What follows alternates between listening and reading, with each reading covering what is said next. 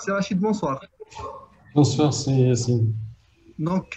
C'est Rachid, par rapport au sujet de la soirée, on aimerait bien avoir une introduction de votre part, compte tenu que vous avez déjà travaillé sur des zones rurales, notamment votre expérience sur la nouvelle ville du Rhum, qui n'a malheureusement pas vu le jour jusqu'au jour d'aujourd'hui. Espérons qu'elle verra le jour très, très, très rapidement parce qu'on en a besoin de ces expériences ici au Maroc. C'est Rachid, que pensez-vous de l'aménagement des zones limitrophes à la ville et des zones rurales en général? Merci, c'est Yassine.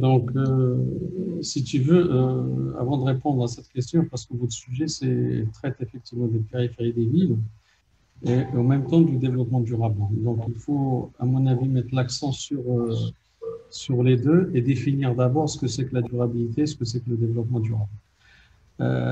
Donc, je vais un peu mettre l'accent sur la partie juridique concernant le Maroc.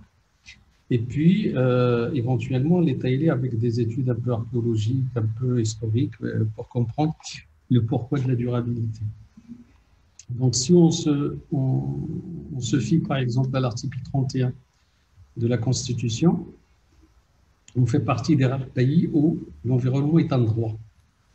Donc, la Constitution, dans cette Constitution, il était question effectivement de mettre l'accent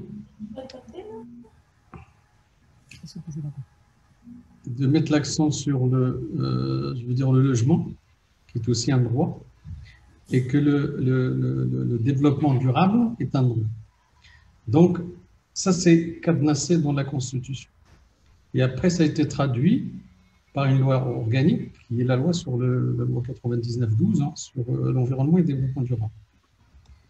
Ce qui est intéressant dans cette loi, donc ce que, en général, on a du mal à mettre en exergue en tant qu'architecte, parce qu'on a un peu le nez dans le guidon par rapport au plan d'aménagement et par rapport aux documents issus de la loi 1290. La problématique du fond, elle est là. C'est-à-dire, dans l'article 3, par exemple, de cette loi, il dit clairement que tout Marocain a le droit de vivre et d'évoluer dans un environnement sain et de qualité qui favorise la préservation de la santé, l'épanouissement culturel et l'utilisation durable du patrimoine et des ressources qui sont disponibles. Donc ça, c'est quelque chose vraiment d'extrêmement important. Donc ça m'envoie vers la question sur la périphérie des villes. Donc, dans toute l'histoire des villes, la périphérie, c'est la poubelle. Donc, on construit effectivement la ville autour d'un noyau historique, un port de vocation, et ainsi de suite, et puis on y met un périmètre. Et en fonction du temps, tout ce qu'on ne veut pas, elle est en périphérie. Que ce soit les voies ferrées, on va stocker, que ce soit les carrières, et ainsi de suite. Mais il y a une dichotomie entre ce qui se passe au-delà de ce périmètre et ce cadrage effectivement périmétral qui permet de dire ici, vous êtes citadin et de l'autre côté, vous êtes campagnard, entre parenthèses, Rakaroum. Et ça, c'est quand même le drame des villes, donc en particulier le Maroc. Donc, dès qu'on dit qu'il y a un périmètre, on exclut l'autre. Donc, qu'est-ce qui se passe? C'est que la ville, elle a besoin effectivement de main-d'œuvre bon marché. Donc, il y a des gens qui viennent, il y a des ruraux par rapport aux aléas effectivement de la culture, de l'agriculture, la sécheresse et autres, qui vont s'agréger au niveau de ces périphéries. Et tout d'un coup, quand la ville va s'étaler, on va rentrer dans le phénomène de la phagocytose, ces douars, ou là, ces bidonvilles, ou là, ils vont rentrer de plein pied dans ce nouveau périmètre qu'on va encore édifier. Donc, si on prend le budget du ministère de l'aménagement, de l'urbanisme et de la ville, enfin la politique de la ville est là très long, 70% de son budget, il part dans la résorption des bidonvilles qui sont créés par ce phénomène de périmètre. Et ça, c'est quelque chose de très, très important, effectivement, à comprendre. Donc, l'étalement des villes fait qu'aujourd'hui… C'est Rachid, quand vous dites que 70% du budget part vers la résorption, c'est-à-dire par le biais d'Amran en tant que bras technique du ministère, ou bien à travers la planification? À travers tous les projets pour résoudre les problèmes C'est ce que j'avais dit la dernière fois quand j'avais adressé les... On a seulement 10%, si tu veux, de moyen standing et de standing. 80%, c'est 40% je veux dire, de projets de résorption des bidonvilles, et puis 50%, c'est le social, ou inversement. Donc, tu vois, quand je dis 70%, c'est-à-dire je suis encore en deçà vraiment de la résonance. Donc, au regard de la loi sur l'environnement et le développement durable, et au regard, effectivement, de toutes les périphéries des villes, il y a un problème. Donc, on ne peut pas avoir une constitution et avoir des paysages qui sont effectivement invivables.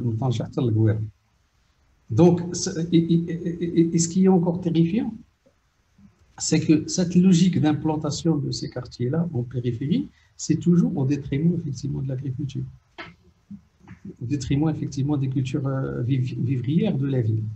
Et on continue. Donc, si on prend tout le XXe siècle effectivement de Casablanca, à part ce qui a été conçu par Prost, tout le reste, c'était des périphéries urbaines. Et on a du mal encore à... Et on se pose, comme on l'a dit la dernière fois, quelle est la revalorisation effectivement de ces endroits. Donc, voilà, c'est-à-dire que ce qu'il faut comprendre par rapport à ça, c'est qu'il y a un moment, on doit poser la problématique de l'environnement dans ce pays. La dernière fois, j'avais défini l'architecture comme étant effectivement l'interaction sociale, quelque part, qui est une géométrie savante. On prend quand même la révérence je veux dire des proportions divines et qu'on a essayé de magnifier par l'architecture pour inventer et réinventer le paysage de nos vivants qui est notre seconde nature. C'est-à-dire que l'architecture est par définition contre nature. Donc, puisqu'il est contre nature, automatiquement, il y a une dialectique qui se met en place, puisqu'on fabrique du paysage, et de l'autre côté, on a l'environnement. Donc, quelle est la différence entre l'environnement et le paysage? C'est que l'environnement est une invention scientifique. Il a été inventé par Haeckel en 1866. Donc, Haeckel, c'est un scientifique, c'est un systématicien. Donc, il a pris effectivement un milieu où il a étudié les paramycies, donc les mono-organismes. Et puis, il a découvert que quelque part, il y a une interaction, effectivement, il y a une membrane et il y a un biotope. Donc, il avait balancé toutes les grandes lignes de l'écologie moderne. Et ce qui a donné aujourd'hui l'environnement, avec d'autres définitions, c'est-à-dire c'est ce qui environne l'homme, donc tout ce qui accompagne l'homme, avec effectivement tous les êtres vivants qui vivent et qui cohabitent avec lui sur cette planète. Donc ça, c'est la première chose, c'est cette interaction effectivement entre l'environnement et le paysage dans un corollaire architectural très important.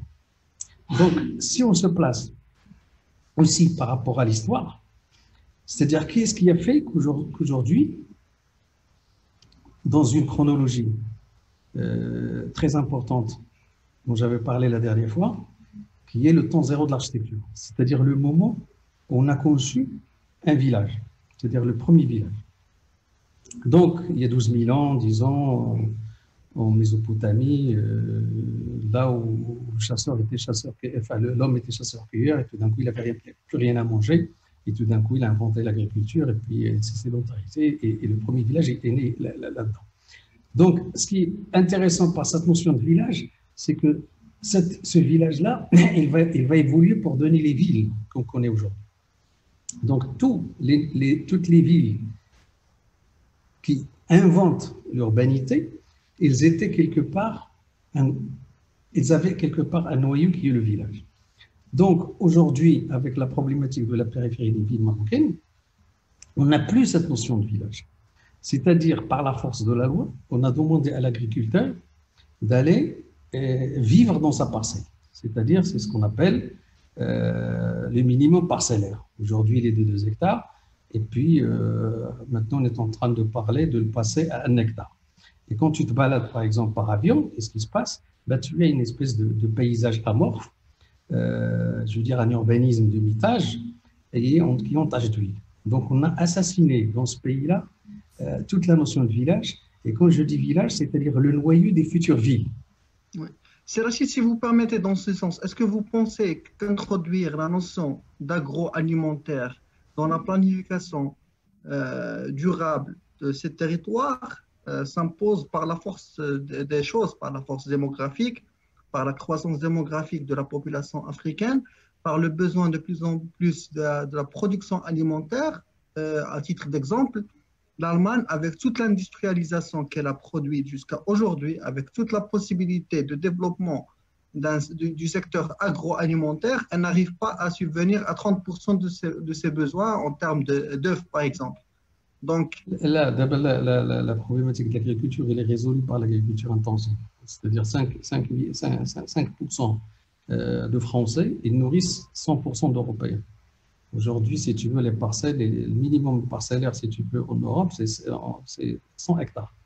Donc, l'agriculture intensive, il pose aujourd'hui même la problématique de l'excès, c'est-à-dire avec les quotas européens où les agriculteurs ne s'en sortent pas parce qu'ils produisent trop et puis le marché n'arrive pas à absorber. Ça, c'est une autre question. Mais la production, si vous permettez, actuelle en Europe, ce n'est pas une production bio. D'ailleurs, c'est la raison pour laquelle ils ont inventé 3 systèmes de codification. Là, je viens par rapport à ça. C'est-à-dire qu'aujourd'hui, le fait que les villes, effectivement, s'étalent, elles s'étalent par rapport au détriment des terres agricoles, donc des terres arables. Mais pire que ça, c'est-à-dire c'est au détriment des écosystèmes. Donc, c'est pour ça que tout le monde s'accorde à dire qu'il faut que la ville se débrouille d'elle-même. Il faut qu'il se construise sur elle-même et il faut qu'il soit effectivement, qu'il crée sa propre agriculture qu'on appelle aujourd'hui l'agriculture urbaine et qu'on laisse effectivement cette périphérie tranquille. Parce que actuellement, c'est Rachid, si vous permettez, l'agriculture urbaine paraît un concept utopique. Mais je pense que par la force des choses, dans quelques années, nous serons obligés de traduire nos concepts en réalité. Entre-temps, est-ce que vous pensez que intégrer la planification urbaine dans le secteur agricole s'avère intéressant? Mais bien sûr, si tu veux, le problème qu'il y a aujourd'hui, moi, il s'avère que je suis ingénieur agronome de base, donc je me suis déjà cassé la tête à ce niveau-là avant d'entamer les études architecturales par la suite. Ce qu'il faut comprendre, si tu veux, en termes agricoles, soit si tu es dans des étendues céréalières, là, tu as besoin de terrain, tu as besoin effectivement de la grande campagne pour faire ça. Mais il y a un besoin de 5 à 10%, si tu veux, d'agriculture nourricière qu'on peut faire en intramuros, c'est-à-dire toute la culture potagère, donc toute la permaculture. Et là, on peut les faire sur les toits, on peut les faire sur terrasse, on peut imaginer même, si tu veux, au moins 50% des protéines que la ville peut les produire. Et là, ça peut épargner surtout beaucoup d'écosystèmes. Donc aujourd'hui, par l'extension des villes, et surtout, on est juste à mi-chemin, c'est-à-dire en 2100, on sera 100% urbain. Ça veut dire 100% à vivre dans des mégalopoles. On va compter effectivement jusqu'à 100 mégalopoles d'un minimum entre 20 et 30 millions d'habitants. J'imagine. Ça veut dire que c'est énorme. Donc, il y a un besoin colossal, effectivement, au niveau de leur nourriture et deuxièmement, au niveau de l'étalement, si tu veux, sur ça. Et j'avais dit la dernière fois, si on donne juste un exemple, si on prend le progrès tel qu'il est, si tu veux, défini aux États-Unis, je vais prendre juste l'Australie, on donne cet indice-là et on le généralise sur toute la planète. Il nous faut 3 planètes. Si tu prends juste la surface de parking, 2,50 m par 5 mètres, plus effectivement la voie qui rentre, donc à peu près 25 mètres carrés, et tu donnes la voiture à tous les terriens, il te faut 3 planètes. Donc, il y a maintenant, si tu veux, un système… À titre d'exemple, si vous permettez, c'est Rachid, si tous les Chinois s'amusent à acheter une voiture par citoyen chinois, on va consommer l'ensemble de l'oxygène existant sur la planète Terre. Donc, actuellement, on a 2 modes de vie. On a le mode de vie occidental et on a le mode de vie oriental. Si jamais les États-Unis continuent avec le rythme, les Chinois s'approprient le rythme de vie occidental, nous allons finir par quitter la Terre par manque d'oxygène. Tout à fait. C'est-à-dire que le problème de fond, c'est le problème de la croissance infinie. C'est-à-dire, si tu prends à partir du jacobinisme, à partir du XVIIe siècle, on a commencé à dire que le monde est horizontal, que la croissance est infinie, si tu veux. toute notre richesse, elle est basée sur le fait que la matière première, on peut en avoir indéfiniment. Et puis, il faut effectivement consommer pour consommer, et ainsi de suite. Donc, il y a un moment, on a tiré la sonnette d'alarme parce que dans l'espace d'un siècle, on a déjà, on est arrivé à 40%. Il nous reste que 40%, si tu veux, de la biodiversité à l'échelle mondiale. Donc, ce qui est catastrophique, c'est-à-dire le siècle du XXe siècle, il a détruit tout ce qu'a fait l'humanité de sa naissance jusqu'à nos jours. Juste un siècle par rapport effectivement à toute la portée de tout ça. Donc, il y a un moment, la croissance s'oppose. Il s'oppose en termes effectivement économiques et il s'oppose de l'autre côté en termes d'étalement urbain. Donc, c'est là la problématique du fond. Et nous, en tant qu'architectes, c'est une question cruciale qui nous est posée. D'où ce que je disais tout à l'heure, pour arrêter effectivement l'étalement urbain, il faut, construire la ville sur elle-même, deux, une mixité sociale, c'est-à-dire au lieu de cavaler, c'est-à-dire la convention qui était faite avec entre le ministère, l'Omran et puis les promoteurs et les autres, c'est de dire, si tu as un terrain et tu peux construire 500 logements, on te donne une dérogation. Donc, l'équation à résoudre dans ce schéma-là, c'est le foncier. Donc, plus tu t'éloignes et tu achètes effectivement du terrain agricole, plus tu vas gagner quelque part effectivement au niveau de cette équation. Donc, on a créé des ghettos et on s'est allé à n'en plus finir. Donc, tu vois la problématique, il est là. C'est-à-dire, il y a un moment, il faut dire quelles sont les lois que nous avons qui produisent, si tu veux, ce phénomène d'étalement urbain. Et les remettre en question, mais violemment. Donc, je l'ai décrit tout à l'heure, le périmètre urbain. Donc, il faut supprimer le périmètre urbain. Il faut introduire la notion de zone d'aménagement différé à la place des RS, c'est-à-dire des réserves stratégiques qui ne servent à rien. Donc, dire que sur un périmètre, effectivement, d'évolution de la ville sur 50 ans, on peut le contrôler avec les agences urbaines et ne pas contrôler que le périmètre qui est effectivement intramuros. Et puis, travailler cette interaction entre le rural et le monde urbain, parce que le rural, comme je disais la dernière fois, c'est juste un urbain qui se cherche. Ouais. Donc, tu vois, donc ta question sur aller vers le bio, on est obligé d'aller dans ce sens-là malgré nous. D'accord ? Les leçons du Covid, aujourd'hui, c'est grâce à ces petits agriculteurs, si tu veux, qui ont, si tu veux, mis la main sur la culture maraîchère, qu'on s'en est sorti. Bah, regarde l'Algérie à côté, qui n'ont pas le flaha, regarde effectivement les pays arabes de l'autre côté.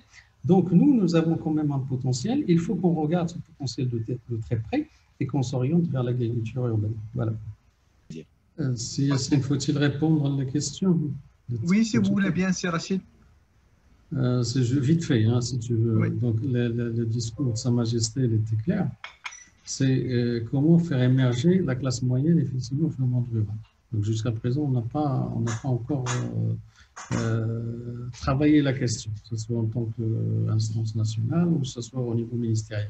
La seule réponse qui a été un petit peu dictée il y a quelques mois, et puis on avait donné une réponse effervescente là-dessus, c'est d'exporter le modèle social, c'est-à-dire le logement social dans le monde rural, et d'autoriser son logement dans le monde rural. Donc là, on a écrit, on a réagi pour dire attention, on est en train de calquer encore une fois le plus mauvais modèle qu'on a effectivement dans l'urbain, dans le monde rural.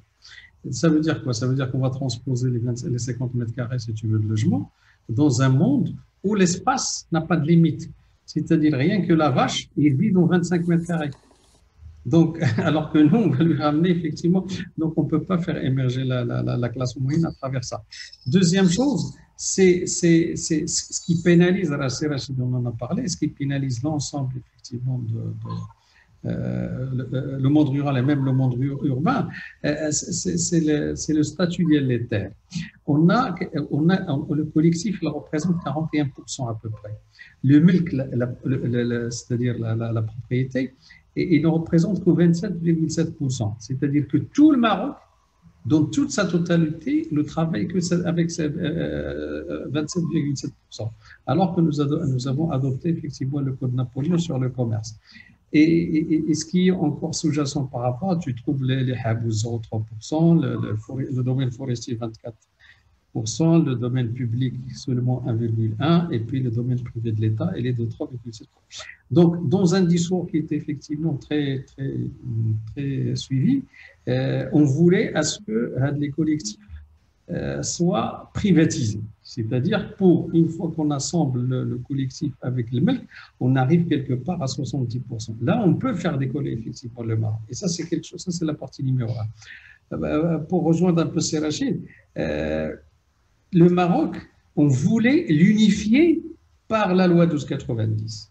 Et moi, je me rappelle, même quand j'étais en France, il y avait des architectes, les années 90, qui n'ont jamais été à Ouarzazate, qui n'ont jamais été à Tinrir, qui n'ont jamais été dans le Hada, ou داروا les plans d'aménagement. À l'époque de l'Osri, داروا القواس وداروا البارك. هذا لو درام qu'il faut effectivement maintenant, on est سير تسرى في تنغير وتلقى effectivement ديك الوازيس كيفاش داير اكستراوردينير juste à côté الناس on a injecté dans la tête des gens الا بنيتي بالبيطون وبالطوبيه وبهذا راك احسن من هذاك اللي كيبني بالبيزي وهذا راك انت مطور وراه هذا اون بلوس هذاك اللي كيجي من ليترونجي مسكين شكون هو حتى هو هذاك مشى واحد الفلاح راه مشى يميغري في ليطالي راه خدام في العلم كيجي حتى هو في هذه ليدي بانه راه غادي يخدم الطوبيه وهذا وعيط للديسيناتير اش كيقول السيناتير والديسيناتير وخدام دونك une chose très importante le Maroc عنده dans son histoire عنده une histoire effectivement millénaire et aucun عايش avec un système tribal كما قال pour Pascal il faut stopper le Maroc pour le développer. C'est-à-dire, on a accéléré un petit peu le développement d'Iana en suivant effectivement la précolonisation et on a continué. Les Français à l'époque ne s'intéressaient pas au monde rural. Ce qui les intéressait, c'est la production. Il y a 400 hectares, c'est le cas de ma famille, في تولال, اجي نحيدوا لك 200 نعطيهم لواحد المعمر وانت غنخلق 200. Donc on était dans une espèce de قطع هذا واحد لا فوتو qui circulait à l'échelle partout il y a pas mal de temps. On prenait les Français effectivement à l'époque ils prenaient des photos ديال un homme داير الرزه وجالس وشاد العكاز ديالو جالس حدا الدار et la femme d'autre côté هز الحطب وغدا وتيقول لك شوف السيد راه يريسبكت با لا فام ما كيديرش ما هذا. Mais ça veut dire qu'on n'a rien compris effectivement à la structuration sociale de la vie. C'est que l'homme كان nomade وكيحظي si tu veux dans le territoire كله وتما on a inventé la notion d'habitat. C'est-à-dire il y a un moment تنسكن هنا على حسب الثلج كنطلع كنهبط لأكادير là où la partie ماشي أكادير la ville c'est-à-dire la partie ديال أكدال là où il y a le pâturage ومن بعد كنحط واحد هذاك لاغروم ديالي لاغروم سيتادير سي الخزين ابري غادي نمشي لواحد لابارتي حيت غادي اون فا تورني اون فونكسيون دي سيزون ولكن لي زوم راهم تيحظيو سي تي في دوك لو تيريتوار دونك كانوا دي غيريي دونك لو فيت كون لي سيدونتاريزي ما بقاش عنده لا فونكسيون اور في ديك لا بيريود اللي كان هو غيري سي لا فام كي ترافايي سور لي شون دونك tu vois donc حنا في واحد لا ديكوتومي كي تري امبورطونت tout d'un coup on a épousé malgré nous si tu veux des systèmes défalquer les documents d'utilisation appliqués sur un système ancestral et on a créé un déséquilibre complètement dans le monde rural. La même chose par rapport à la Médina. Donc d'abord ce qu'il faudrait faire, c'est ce que j'appelle moi l'analyse inventive, c'est-à-dire créer des études effectivement par rapport à l'histoire, fouiner dans l'histoire, comprendre comment effectivement le territoire il a vécu, regarder les invariants, on gibon en surface et après on fait le développement. سي عمر الا سمحتي واحد لا بارونتيز غير الله يخليك راه سي تري امبورطون وصلنا لواحد لو ديبا دابا كاين دو شوز كما قالت مدام هنا عندك دو شوز سوا تو ابورت لا فيل وتحطها وتلصقها العروبيه ولا تو بار من العروبيه تو ديفلوب العروبيه. دابا لا كونترانت اللي عندنا سي دابور اون اناليز سوسيولوجيك تري تري امبورطون pour comprendre et pour dire qu'est-ce que je peux leur apporter comme modèle de développement en fonction de ce qu'ils sont et parce que moi je vais leur apporter. Et bien là j'ai une parenthèse où tu vas voir. Moi j'ai travaillé des choses dans ce sens avec Paul Pascal الله يرحمه داونا الدوار تقلمت في الصومي ديال جبل توبقال الحضاره ما وصلتنوش، مشينا ا 5 اور ديال ادو دمولي. سافو دير ما عمر الحضاره وصلت تما. اش كيقول لك؟ تيقول لك تي فا تو ديميردي، تي فا ديفلوبي هاد الناس هادو افيك سو كي زون. اي فاش بدينا كنفوينيو سي تي فو هذيك الساعه كاع داك اش كيقولوا له كومون نابيل سا كي كوت 1000 درهم الغرام الزعفران. عندهم الزعفران غير مرمي. ابري قلنا لهم ايفيكتيفمون الفو ديفلوبي الزعفران. لقينا عندهم ديال الموسم ديال سيدي داود بيجان سيدي داك العرس اليبوك هذيك كنقول لك زاني 80 لقينا عندهم العرس. سافو دير كيجيو لي في وكيتلاقاو مع لي كارسون اون فوا كل مونطال كيمشي لها الثلج وكيمشيو وكيلبسوا الحنديرات ويمشي هذا كيعطي التمر الاخر وهي كتعطي الحنه ولا هذاك المزال وكينزلوا كيتزوجوا. وصنعنا منه لو موسم ديال سيدي داود بيجان سيتادير توت لا ريجيون تجي لهذا لو فيستيفال هذا. دونك il faut partir du monde rural, analyser si tu veux toutes les strates ديال داك الموند رورال, comprendre les mots ديالهم اشنو تيقولوا اشنو داروا, ومن ديك الساعه غادي tu vas transformer, tu vas trouver un projet de développement. Et je t'assure que هذه القضيه هذه ديال كوم راه عندهم دي choses très ingénieuses. comment ils ont réglé si tu veux تصور في ذاك الدوار. ما عندهمش لا نوسيون دو جور, عندهم 10 ايام. سافو دير عندهم توالى. اليوم النوبه ديالي غنسقي, غدا النوبه ديال موحى, غدا الموحى ديال علي, غدا ديال هذا. كيقول لك سي كيل جور اوجوردي, كيقول لك بوعزه. سافو دير سي النوبه ديال بوعزه. وانت هو كيقول لك كنا كنقراو عندهم هما كيقريونا. تيقول لك اون شوز تري سامبل. تيقول لك الا درتي الا كليت وسط النهار اجي بني لي سبيطار, وبدينا كنوطيو كاع دوك لي مو. سافو دير مونجي في الميليو ديال هذا. علاش هو كينوض الصباح بكري وكياكل مزيان وكيمشي للفدان وكيخدم هذا, وفي العشيه غير كينسب فين تو سو سيستيم لا الي اكسترا اوردينير ا ايتودي, ومنو كنخرجوا لاركتيكتور. tu peux بلي مويان ديالو لو ديفلوبي. سي سا لو ديفي. ماشي ce que j'appelle l'analyse inventive tout à l'heure. Tu peux étudier toute son histoire, l'histoire du paysage ديالو منين تخلقات لا تربي حتى لدابا, et tu vas trouver des invariants وغتجيبهم en surface وتعطيهم des formes contemporaines. Et c'est ça le développement. Je rajouterai واحد القضيه اذا سمحتوا, غير ان كومبليمون ديال السي رشيد. راه لي باس حتى هي انابيرسي. Moi j'ai parlé de deux choses. Il y a un moment ils ont consécuté effectivement le Conseil national, et ils ont signé des conventions avec les conseils régionaux. C'est le facile effectivement.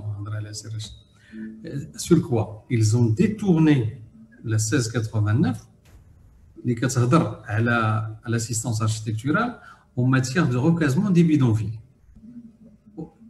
وداروا شكانبه وقلبوا شي في شي وردوها للموند رورال. فين غادي نحصلوا كاملين في الهضره. سيتادير يا مومون il faut que ça tombe sur le conseil national. سي في لانديمنيزاسيون ديال لي زارشيتكت.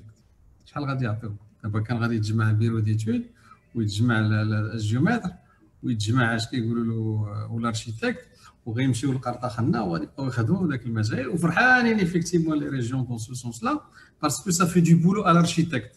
Et des conventions ont été signées, en particulier les premiers livres et et c'était quelque chose de catastrophique. C'est un vice de forme.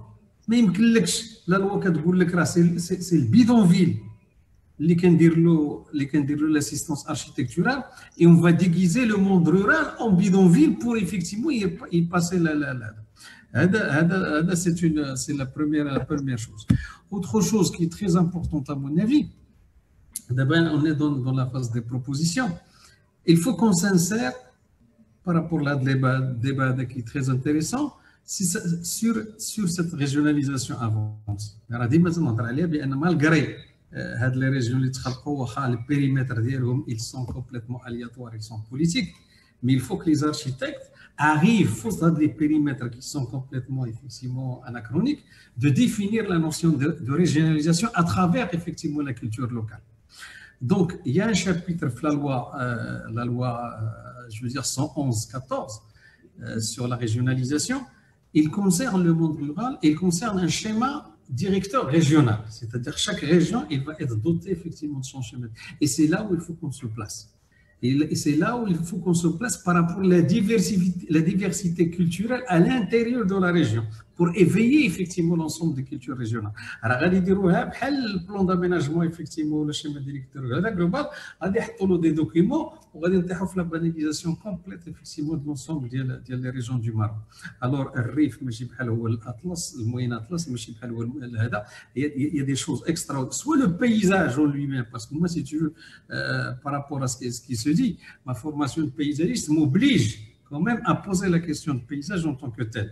عاد كتجي ma formation d'architecte فوق منها. C'est une chance que j'ai, c'est une bataille que j'ai avec moi-même. Donc pour moi, effectivement, le paysage en tant que socle, c'est-à-dire il y a deux analyses. Tu analyses le paysage parce que le mandar, donc la géographie, donc tout ce que te donne la nature en tant que tel, donc la partie physique. Toute l'histoire géophysique, tu la comprends à ce niveau-là, ou après l'établissement humain. Et après, tu confrontes les deux. Donc, il y a un socle, effectivement, de l'épanouissement des cultures locales ou sur un fondement du patrimoine naturel. Et quand tu commences, effectivement, à faire ta cuisine au niveau de ça, il y a toujours quelque chose qui va ça. Tu ne peux pas planter un palmier, par exemple, à Paris. C'est-à-dire, le contexte local, il t'impose d'aller fouiner la culture locale au moment où le développement.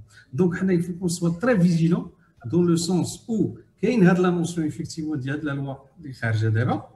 Il faut qu'on se sincère avec les deux lois, la loi sur l'environnement et le développement durable qui est très intéressante, qui est une loi cadre, et la loi sur la régionalisation et comment à l'intérieur de cette loi de la régionalisation essayer effectivement de travailler parce que la notion du code rural elle est très importante à mettre en place. C'est-à-dire que, comme je dis la dernière fois, la différence entre l'urbain et le rural, كما قلت توجور لو رورال دابا هجمات عليه لا موندياليزاسيون حتى هو هجم عليه التليفون هجمات عليه التلفازه دونك يا مومون il est complètement مخربق في راسه et il est toujours ce urbain qui se cherche. Par contre le paysage il va te dire attention quand tu es dans un monde urbain tu es dans un espace dense. Il faut effectivement qu'on travaille effectivement la densité par rapport à ça. Mais quand tu es dans un espace ouvert, la densité elle est effectivement lâche, le paysage est lâche, et là où intervient effectivement la différenciation entre les deux. C'est quand on dit paysage, c'est un paysage. Donc il y a un moment qu'il y a le paysan, donc qui est lié à la terre, donc automatiquement, quel que soit effectivement ce qui se fait par rapport à une contradiction par rapport à Yassine, c'est-à-dire le paysan il est toujours lié à sa terre. ما كاينش شي واحد اللي كيعيش في الموند رورال قليل راه الا مشى جا وما سي ني با لي على تير il est rejeté par les gens ديال هذوك الناس كلهم في l'histoire ديالهم ils sont liés effectivement à l'agriculture et à l'agriculture qui leur est propre c'est-à-dire عندهم ديما كيصنعوا شي حاجه par rapport à leur système. Il faut faire la synthèse de tout ce qu'on a dit de façon à ce qu'on tire les conclusions. On est arrivé à être d'accord, si tu veux, parce que les choses un petit peu, on dit la chose de la même façon, mais avec des termes différents, c'est qu'il y a plusieurs périphéries. Et la périphérie de quoi? Donc ça veut dire qu'il y a une espèce d'attraction potentielle. Donc il y a un pôle urbain qui attire quelque part vers lui. Mais parfois, il n'y a pas d'attractivité, il y a quand même un monde rural qui est sain, qui est là, et que de très loin, on est en train de l'influencer. Donc, il faut, à mon avis, créer une typologie des différents mondes ruraux qu'on a au Maroc. Parce qu'il y en a tellement. Donc, rien que Casablanca ou Dakshili d'Airbeha, tu vas passer toute ta vie, effectivement, à analyser ce problème. Tu vas du côté de la montagne, on n'a pas de loi montagne. Et de l'autre côté, on est en train d'exporter tout ce qu'on a, effectivement, toutes les bêtises qu'on a aujourd'hui sur les villes pleines. C'est Cheikh Hadar tout à l'heure à l'Al-Husima. Moi, j'étais avec lui à l'Al-Husima. Al-Husima, c'était une catastrophe. L'architecte qui a fait le plan d'aménagement de l'Al-Husima, c'est peut-être le même qui a fait celui de Chouchon que j'avais repris par la suite. C'est une montagne où j'ai un plan. Donc, ce qui fait qu'il y a un logement social. Alors, R+4, من حدا la voie, mais là où le R+9. Et en plus, parce qu'il est en mitoyen, ou c'est des cheveux d'un cheveu. C'est extraordinaire la bêtise des Amaliks du Husima, alors qu'il a un paysage, une des vues, un paysage de co-visibilité sur la Méditerranée qui est extraordinaire. Et on l'a saccagé, c'est nous les architectes. انا نقول لك هذا واحد خينا ما قاريش مشى شد البلان ديالو راه جالس مع في الرباط ولا في كازا وداك المسائل، حنج داك الشيء وصيفط لهم دا لي زونورير ديالو وقال لهم وخدامين. والله الا كتشوف داك الشيء كتندم. وميم العمران جايين واحد لاكولين قد هكذا ضربوا لها الراس باش يحط داك البقع ديالو وضربوا لها الراس. Alors qu'il y a, c'est un paysage de montagne, ça veut dire qu'il faut apprendre à construire sur la pente. Donc la spécificité paysagère de nos villes, ما كايناش, de nos territoires ما كايناش. Donc une étude d'impact في الاول كتحط كتقول لك ها لي زونتيتي بايزاجير هما هادو. واش tu es dans une montagne, tu es des zones pleines, tu es dans une vallée, tu es au bord de mer, tu es حتى on va définir هاد المسائل. هو تيجي تو سويت لقاش قراوه في ليكول كيقولوا لها اتونسيون ليشيل شكون هي؟ تينطلق لك من لا بلاص دو باركين باش يعبرها 5 متر على 2 متر 50 راه جات له في الراس ديالو بان سي سا ليشيل اللي غيخدم فيها، ومن تما كيبقى يحط لوبجي ديالو وعاد كيمشي لو تيريتوار. Il y a des échelles effectivement très importantes pour aller comprendre le territoire وما قريناهمش واخا قريناهم ما كنخدموش لاحاش دو لوتر كوتي كنزربوا على المسائل. هذا دون بار c'est-à-dire la diversité des paysages marocains en termes rural qu'il faut effectivement spécifier. وكل tous les 50 كيلومتر في المغرب سي سي اكستراوردينير عندنا ان بيزاج ديفيرون tous les 50 كيلومتر. والله واحد النهار حسبتها. Donc il faut qu'on fasse une carte, un atlas des paysages marocains. On va greffer dessus si tu veux ce qu'il faut aménager et pas l'inverse. Et ça c'est quelque chose de très important parce que تقول كتصنع واحد الكاي دي شارج. Moi j'ai eu la chance de travailler parce que les mêmes problématiques ils se posent partout dans le monde. J'avais fait le parc naturel le Vexin, ce qu'on appelle le Parisis, qui est Paris ou Parisis, du côté Cergy-Pontoise. C'est tout un territoire qui est un plateau. Et derrière la charte paysagère, urbanistique, tout ce que tu veux. Et à l'intérieur, مشينا لعندك الدواور ودوك لي فيلاج ودرنا لشاك فيلاج وشاك دوار ولا شاك petite ville sa propre charte. ولقينا لا شارت جلوبال كاين بوليتيك افيكتيفمون ديال البلاطو دو فيكسان افيك لي شارت ديال شاك كومون ومنها طلعنا اون شارت جلوبال سي تو فو اللي تعطات لذاك سكون ابل لي سي او لي كونساي ديال الديفلوبمون ديال لي ريجيون وعاد لونساو دي كونكور افيك لي زارشيتيكت عطاو كعيتهم وكل واحد عارف راسو غادي يمشي غادي يخدم في هذه المنطقه ها تيبولوجي اركتيكتورال ديالها ها الناس كيفاش كتفكر ها الناس كيفاش كتعيش تو سا سي تو فو سي كيلكو شوز كو نو دخلنا دو بلان بيي في لا ستاندارديزاسيون مناش انا جاناش لحقاش اون افي حتى 1990 عاد بينا كنحسبوا راسنا راه كان شحال هذه ما كاينش راه كلشي مخبع راه ما باش نعرفوش لقاش سي لا بيريود دو بلان راه ماشي دابا حسب كتمشي دابا للكوميساريه وبلان تقرا شحال بينا ودابا اون بو ميم سافوار شكون اللي عنده الطواريط واللي ما عندوش. ا ليبوك ما عندك حتى شي ستاتيستيك كلشي مخبع داكور مي تو دان كو هجموا العروبيه. علاش هجموا؟ باسكو دو لوتر كوتي كاينه لا سيشريس ديال لي زاني 80 85 راه اللي تي اوريبل مارو. دونك الناس كلها جات وفاش هجمنا قال لك انا اش غادي نديروا وشوف يلاه لا بنك المونديال دوري معنا الله يخليك شكون هما لي بوليتيك بولا تري فيت ادوار الحاجه يلاه سير بني راسك ادوار هذا التقدم ولا ماشي تقدم. المهم كل واحد لقى ان سوليسيون سور بلاص كيقول له دوز له غير قادوس وخليه هو يبني. حتى دابا كتشوف لي راه بشحال كنعطيو لهم غير جوج دو زيتاج دابا كتلقى 5 ايطاج راه طالعين الفوق فوق شي هذيك الضويه ما بقاتش وشي فوق شي غادي واحد النهار فاش كنت اناليزي البوركريك كتبان لنا كلهم غادي يطيحوا. يجي واحد ليدي رسمت بحال لي زودايه اون بوتيت موراي مصبوغه بانت بحال une مدينه دايره كتقول لهم غادي كلهم يطيحوا في البوركريك. Bon, ça veut dire que c'était tardivement qu'on a commencé effectivement à penser notre territoire. وفاش هجمت علينا الديموغرافي كنا كنلقاو سي تو لا موين ديالنا شحال 7-10 الناس اللي كاينين في عائله. دابا راه حنا ولي كاب دابا حنا زعما مباركين. Ça veut dire دخلنا في واحد لو كوتي كونتيتاتيف énorme. C'est-à-dire tout simplement l'état هزا الماء هزات العلم كتقول له شي اخويا البروموتور الله يرحم باك دير ما بغيتي غير فكني نعطيك التيران نعطيك لياس فابور نعطيك ليير فابور نعطيك الدواي تامبر فابور نعطيك غير الله يرحم باك سكن لي هاد الناس هادو.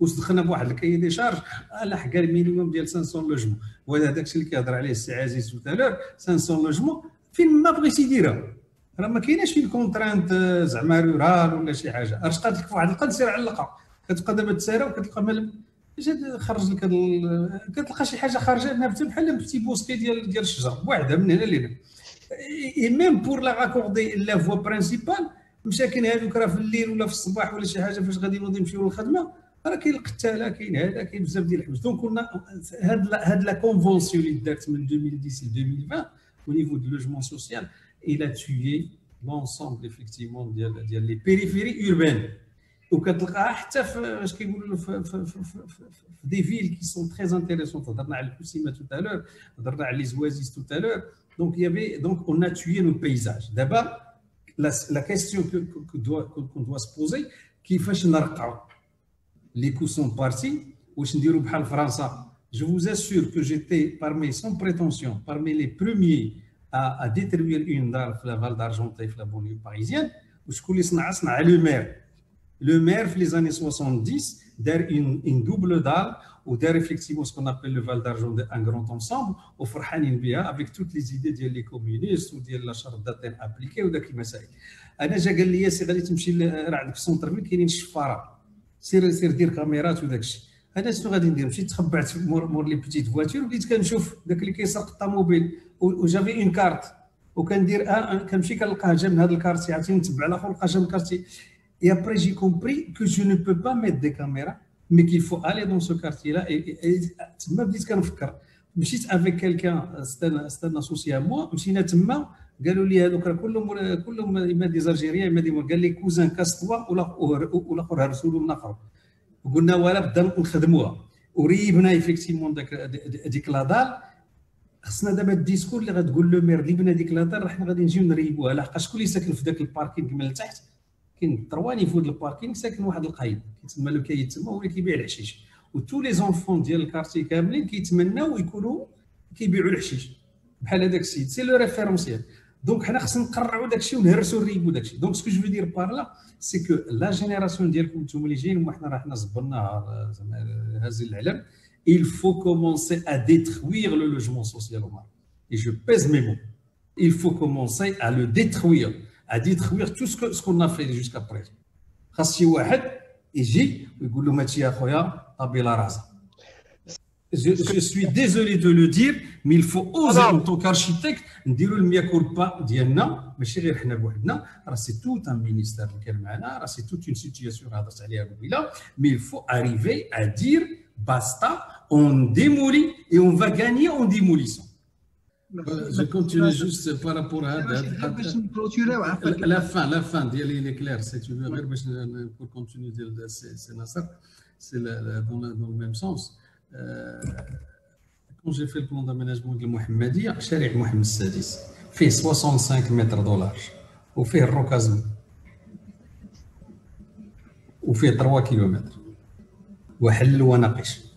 Combien on a pris si tu veux déroger les terres, combien la collectivité a payé باش نخلص باش نروكازي واحد السيد اللي كيعيش في ان بولفار قد الصح. J'ai démontré par A plus B que tout le monde paye هذاك الروكازمون ديال داك السيد اللي في شارع محمد السادس. ابري ولا فرابي الار بلس 6 باش كنقول لهم راه هرسوا لنا هذه المسائل راه حشومه. شكون هذا الخينا اللي فكر هذا الشيء؟ ان بولفار قد السخط يعطيهم 65 متر ويقول له نديروا هنا الروكازمون. لا ميم شوز تحت سيتادير مازالين خدامين في لا نوسيون دو ليتا بروفيدونسيال. لافنيو دي فار لافنيو رويال باغ اكزومبل كازابلانكا هزينا الناس ورميناهم النسيم ومازالين مع هذا. بانسو دار ار بلس 1 وخصو يحيد 65 متر حتى هي. اي كون جي في ليتود خصو يدير ار بلس 10 باش عاد تكون لا اش كيقولوا له لوبيراسيون رونطابل بور ان بروموتور باش غادير. دونك حنا مشينا من واحد لا بوليتيك سي تو فو ديال ليطا بروفيدونسيال وهذا ليطا اللي ما عندوش لي مويان وخرجنا على راسنا عيطنا للبريفي قلنا له الله يرحم باك ساكاجي داك البيزاج ومن بعد نشوفوه. انت اللوجمون سوسيال شحال باش كيدار عندي لي شيفر هنايا. لا كونستركسيون 150,000 درهم لو فونسي اونتر 50,000 و 70,000 سا ديبون فين كتكون وعندك لا مارج بينيفيسيير ديال البروموتور 10,000 درهم وعنده لا تي في فابور ديال 40,000 درهم وزيد عليه لياس فابور ليا هذا il faut واحد الوقيته كون نوز باسكو هذه سي اون بومب لاتونت. هذا اش كيقولوا الروكازمون واللوجمون سوسيال غادي تفرق علينا حنا في يدينا Donc, on a créé de la criminalité pas possible. Deuxièmement, on a رمينا الناس la ghettoisation de l'autre côté. وجا الحاج كوفيد كيقول لك فرحان بهم. ما غادي يزيدوا لنا واحد، قال غادي يزيدوا لنا واحد 15 يوم لحقاش راه كاينين دي فوي. Donc, c'est invivable. C'est invivable. Il faut qu'on arrête. Ouais, je suis désolé.